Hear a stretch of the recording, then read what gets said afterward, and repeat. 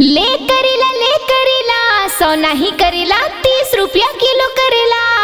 एक करेला वाली काहे भारी महंगा कहा थस, तोर करेला ला 20 में देबे ता बता।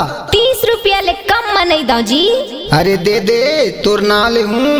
नहीं पोसाए जी, नहीं पोसाए।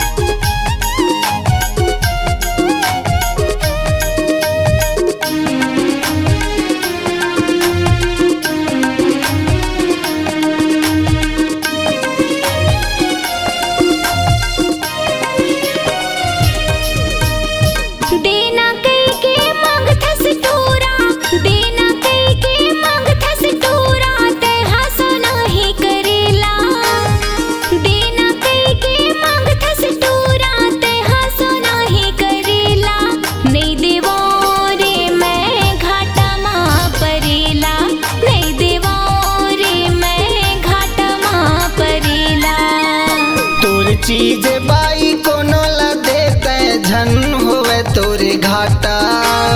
तोरे चीज बाई कोनो ला देते झन होवे तोरे घाटा। देबे ता दे दे नहीं तो रानी कही दे मोला टाटा। देबे ता दे दे नहीं तो रानी कही दे मोला टाटा।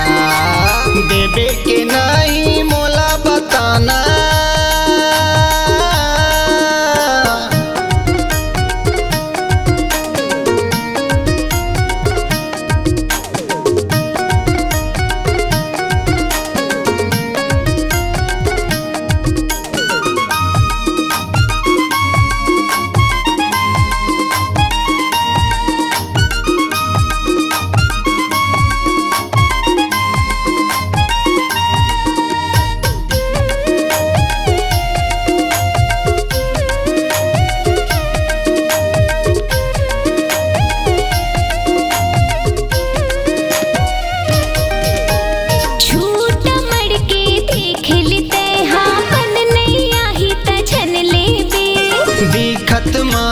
ताजा दिखत है पैसा ला सांझ कन लेबे।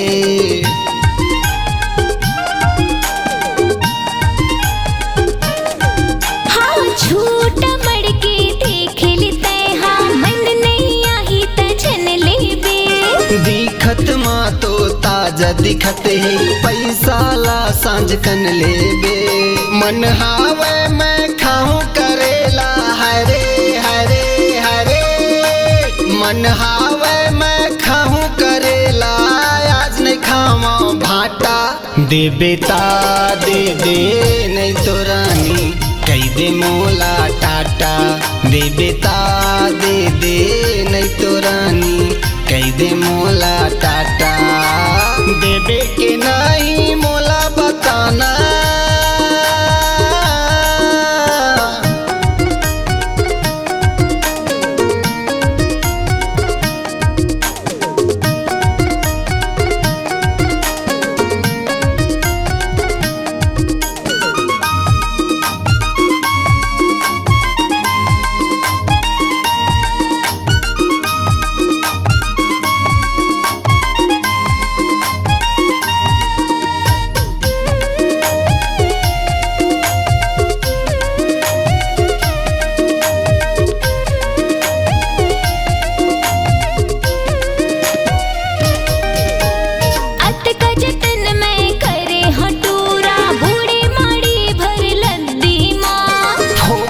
नहीं मांगता हूँ रानी मांगता हूँ मैं नगदी माँ।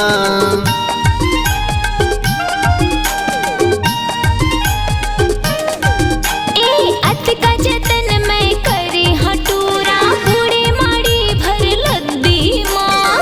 फोकट नहीं मांगता हूँ रानी मांगता हूँ मैं नगदी माँ। जतन करे हस्ता कोनो ला देबे हरे हरे हरे।